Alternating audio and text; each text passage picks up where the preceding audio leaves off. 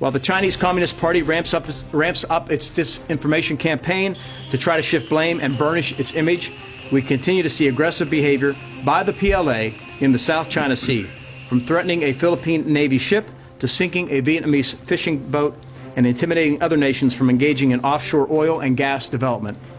Last week, 2 U.S. Navy ships conducted freedom of navigation operations in the South China Sea to send a clear message to Beijing that we will continue to protect freedom of navigation and commerce for all nations, large and small. I want to assure the American people and our allies that the United States military remains fully ready and capable to deter every threat, protect the homeland, and safeguard our interests abroad. The United States Air Force has ramped up flyovers of B-1B Lancer bombers over waters near China amid growing bitterness between the two powers on all fronts. The flyovers came with increased military operations by both the U.S. Navy and Air Force in the South China Sea, East China Sea, the Taiwan Strait and the Yellow Sea this year, while China's military observers warned of rising risks of military conflict between the two countries. In the latest announcement, the U.S. Pacific Air Forces said on Twitter on Tuesday that B-1 bombers conducted a mission in the South China Sea, just days after training with the U.S. Navy near Hawaii, demonstrating the credibility of U.S. Air Forces to address a diverse and uncertain security environment. Beijing and Washington remain locked in a war of words over each other. The blame game has caused rifts in an already strained relationship, affecting a range of activities, including journalism, trade, technology and the military. The U.S. Air Force deployed 4 B-1B bombers and about 200 airmen from Texas to the Anderson Air Force Base in Guam on May 1, saying the mission was to support Pacific Air Forces and to conduct training and operations with allies and partners. Li Jia, a military specialist based in Beijing, said the deployments showed that the U.S. was trying to keep up strategic deterrence, with the U.S. Air Force conducting 11 flights in March and 13 in April over the Taiwan Strait and South China Sea. Obviously, decision-makers in the Pentagon are trying to use the bombers as a new tool in its strategic deterrence against China. We will see intensified B-1 interference into airspace over the Taiwan Strait and the South China Sea in May, Li said.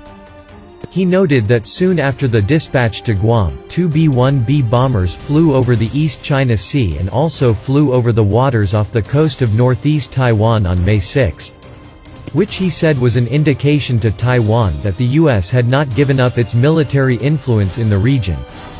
The U.S. Air Force sent 2 B-1B Lancers for a 32-hour round-trip flight over the South China Sea on April 29. It rotated B-1, B-2 and B-52 bombers, the 3 strategic bombers in the U.S. Air Force fleet, among other military aircraft to fly over the contested waters near China. On May 14, the Chinese Navy started an 11-week military exercise in waters off the northern port city of Tangshan in the Yellow Sea. The U.S. sent a warship through the Taiwan Strait on the same day, marking the 6th passage of the strait by a U.S. Navy vessel this year. The U.S. Indo-Pacific Command said on Wednesday that the U.S. Navy had conducted a mine warfare training exercise in the East China Sea. China is also on the way to upgrade its military strength. It put 2 new upgraded nuclear-powered strategic submarines into service last month, and it is also considering the launch of a new generation of strategic bomber, the Xi'an H-20 supersonic stealth bomber, possibly within this year. Zhu Feng, director of international studies at Nanjing University, said tensions in the South China Sea had become increasingly tense and turbulent in the past 3 months and were closely linked to political and diplomatic conflict between the two countries. The U.S. military is concerned that the coronavirus may offer a window of opportunity for China to increase military presence in the South China Sea, or even increase the odds of a military operation against Taiwan, he said. China's tough response may further fuel the Trump administration's push to contain China on other fronts, pressing ahead with the U.S. Indo-Pacific strategy, an important tactic for the U.S. to draw allies in the region over to its side and further alienate China, Zhu said. Song Zhongping, a Hong Kong-based military affairs commentator, said the frequent flyovers of B-1 and B-52 jets were not only to display the U.S. military presence but were exercises looking ahead to potential battles of the future. The B-1, replacing B-52, needs to fly around the waters to know the battlefield conditions well, he said. China and the U.S. are entering into a full-fledged competition and the situation is grimmer than the U.S.-Soviet Union Cold War. Risks of military conflict cannot be ruled out in the South China Sea and Taiwan Strait.